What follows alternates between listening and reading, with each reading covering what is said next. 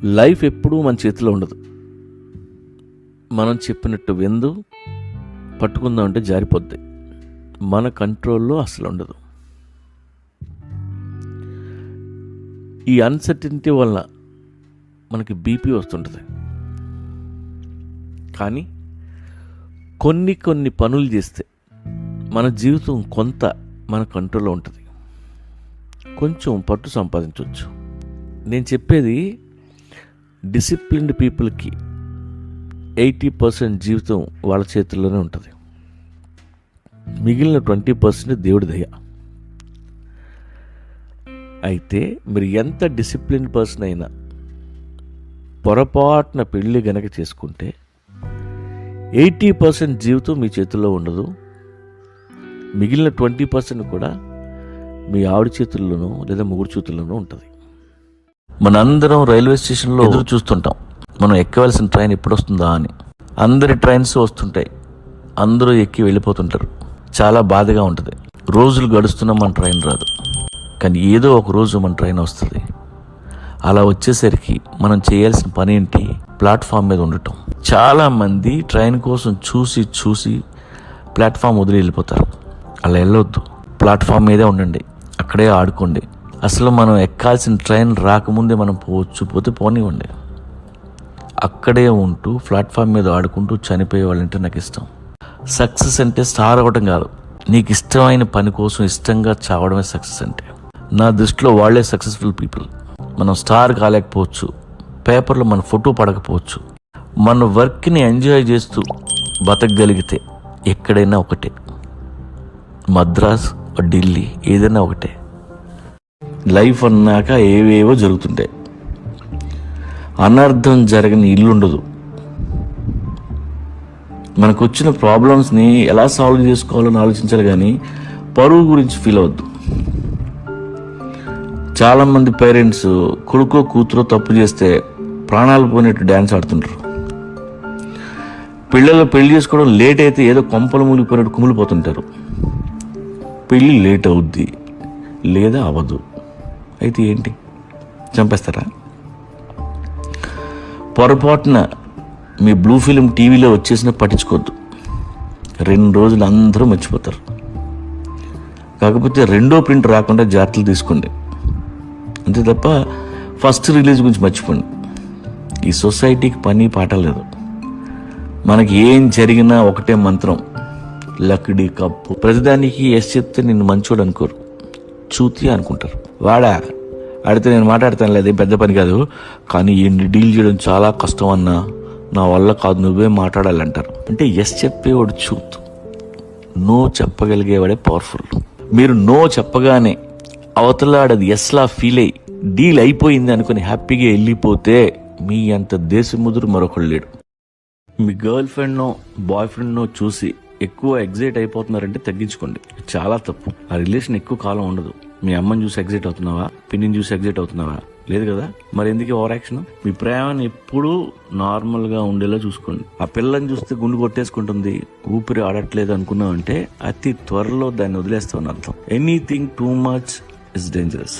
అలాగే నీ ప్రేమ లేకపోతే నేను బతకలేను, చచ్చిపోతానని ఎవ్వరితో చెప్పొద్దు. ప్రేమించమని అడుక్కోవద్దు. I hate beggars.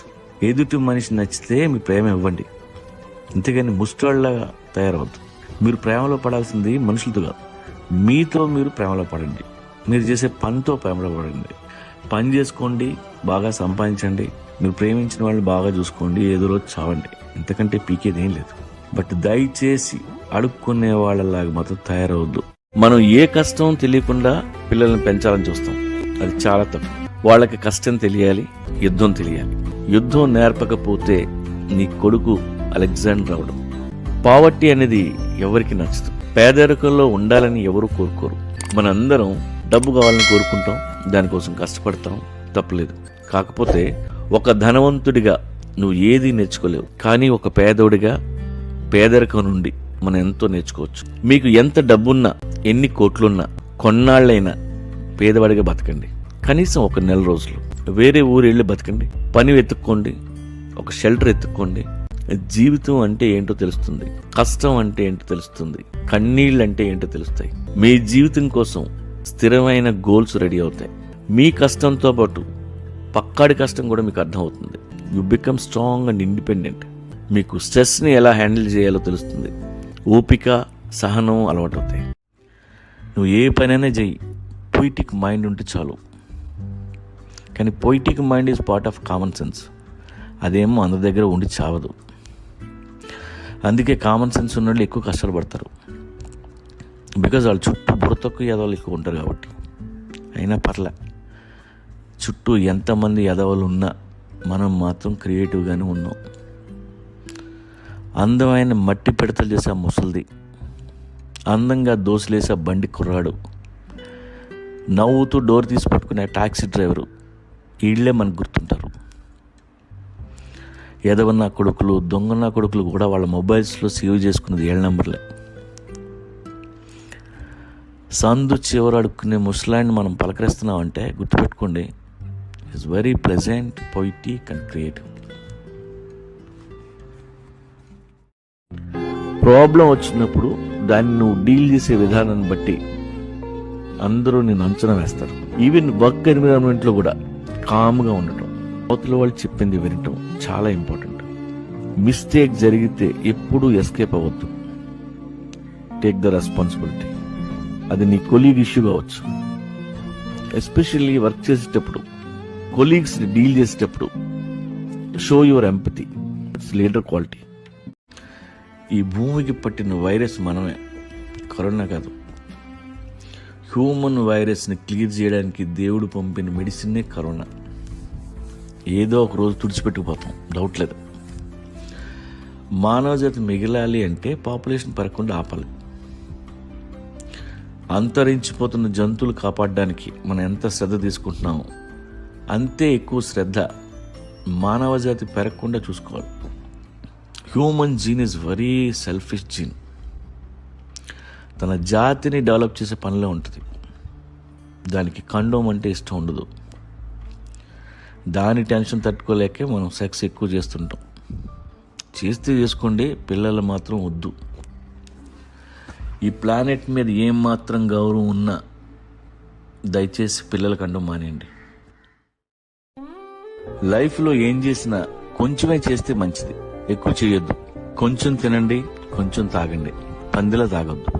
అదే పనిగా ప్యాకెట్ ఆడొద్దు. కాసేపు ఆడుకోండి, కాసేపు పని చేయండి, కాసేపు ఎక్సర్సైజ్ చేయండి. అన్నీ కొంచెం కొంచెం చేస్తే చాలు. కొంచెం నవ్వండి, కొంచెం ఆడండి, కొంచెమే ప్రేమించండి, కొంచెమే ఆడండి. కొంచెం చదువుకోండి, కొంచెం నేర్చుకోండి. మంచి కావచ్చు, చెడు కావచ్చు, వ్యసనాలు కావచ్చు, ఎనీథింగ్ ఏదైనా కొంచెంతో సరిపెట్టుకోండి. ఓవర్ యాక్షన్ చేయొద్దు. షేర్లు కూడా కొంచెమే కొనండి, మొత్తం తీసుకెళ్ళి అందులో పెట్టద్దు.